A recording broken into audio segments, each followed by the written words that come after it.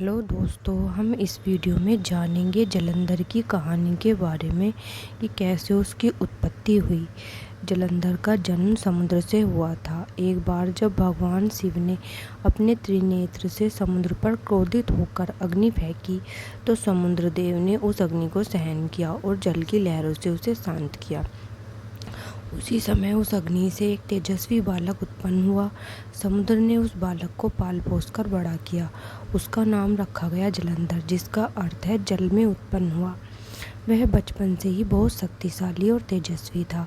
जलंधर का शरीर ऐसा था कि वह हर प्रकार के अस्त्र शस्त्र को झेल सकता था। देवताओं और दैत्यों तक को उसके तेज से भय होने लगा। जलंधर का विवाह। जलंधर की पत्नी का नाम वृंदा था।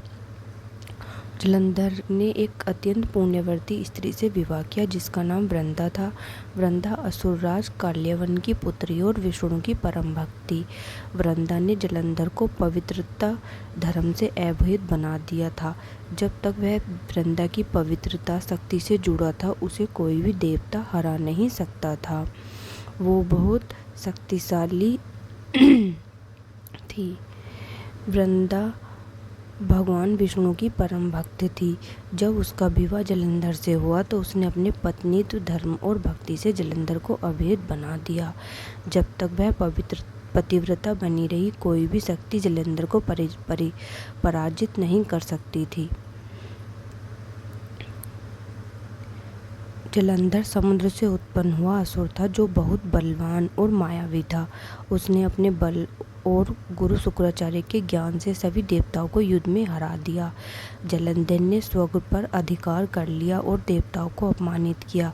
सबसे बड़ा अपराध उसने ये किया कि वह माता पार्वती को पाने की इच्छा से भगवान शिव को युद्ध के लिए ललकार बैठा। शिव और जलंधर में युद्ध हुआ, लेकिन वृंदा की पतिव्रता शक्ति के कारण शिव जी उसे मार नहीं पाए। तब देवताओं ने भगवान विष्णु से सहायता मांगी। विष्णु जी ने यह समझ लिया कि जब तक वृंदा की पतिव्रता शक्ति जलंधर को सुरक्षा दे रही है तब तक उसे हराना असंभव है। विष्णु जी ने जलंधर का रूप धारण किया। जलंधर युद्ध में व्यस्त था और वृंदा अपने घर में उसकी सुरक्षा के लिए व्रत, उपवास और पूजा कर रही थी। तभी विष्णु जी जलंधर के रूप में उसके सामने आए। वृंदा ने सोचा कि उसका पति युद्ध से लौट आया है और वह बहुत थकी और घायल अवस्था में है। उसने जलंधर के रूप में आए विष्णु जी के साथ बैठकर पूजा की, उन्हें स्नान कराया, भोज कराया, सेवा की जैसा कि एक पत्नी करती है। यह सब होते ही उसका पतिव्रता धर्म भंग हो गया, क्योंकि जिसके साथ वह पूजा कर रही थी वह उसका असली पति नहीं था। पूजा के बाद विष्णु जी ने अपना असली रूप दिखाया। वृंदा समझ गई कि उसके साथ छल हुआ है और यही कारण है कि उसका पतिव्रता धर्म टूट गया। वह अत्यंत आहत हुई और रोते हुए भगवान विष्णु से बोली, हे विष्णु, तुमने मेरी भक्ति का अपमान किया है।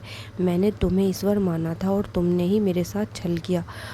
तुम भी एक दिन पत्नी वियोग झेलोगे। तुम भी धरती पर मनुष्य के रूप में जन्म लेकर अपनी पत्नी से विछड़ोगे। यह श्राप ही आगे चलकर राम अवतार में सत्य हुआ, जब भगवान विष्णु ने श्री राम रूप में जन्म लिया और माता सती का वियोग सहा। वृंदा इस धोखे से इतनी आहत हुई कि उसने अग्नि में कूदकर आत्मदाह कर लिया। भगवान विष्णु को अपनी गलती का एहसास हुआ और उन्होंने उसे वरदान दिया, हे वृंदा, तुम अब धरती पर तुलसी के रूप में जन्म लोगी। तुम मेरी प्रिय रहोगी और अब जब भी मेरी पूजा होगी तुम्हारे बिना अधूरी मानी जाएगी। इसी कारण तुलसी पौधे को भगवान विष्णु की पत्नी माना जाता है। आज भी तुलसी विवाह किया जाता है। शालिग्राम विष्णु और तुलसी वृंदा का प्रतीक रूप है। सच्ची भक्ति में शक्ति होती है, लेकिन छल से धर्म की रक्षा नहीं की जा सकती। पतिव्रता स्त्री की शक्ति इतनी महान होती है कि वह युद्ध को भी मोड़ सकती है।